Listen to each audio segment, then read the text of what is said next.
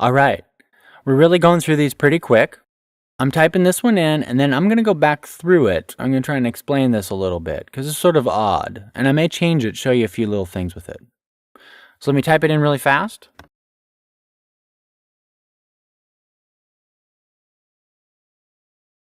Now you should be getting a handle on what the %r does, what that means. And if not, make sure you try to understand it before you get to this exercise. But this exercise should solidify what it does.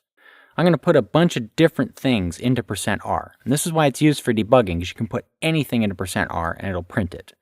You don't really have to care what it is. So let me do it.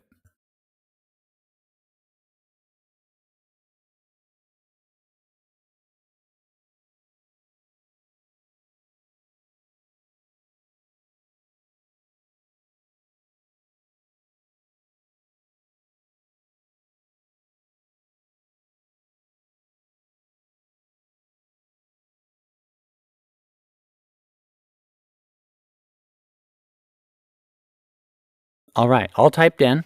Let me just make sure it's correct and run it.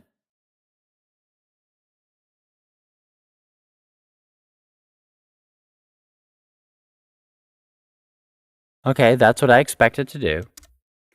Now let's go look at the code real quick. And what you'll notice is I've created a formatter that has 4% R's.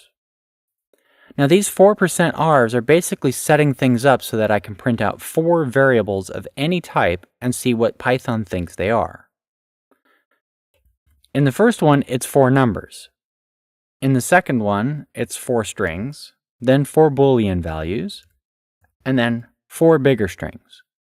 Now, let's just mix this up. Let's take the first 2. I'm going to copy those, put them there, and just print out a little line here. And I'm giving you a demonstration of how you can modify scripts to figure out what's going on.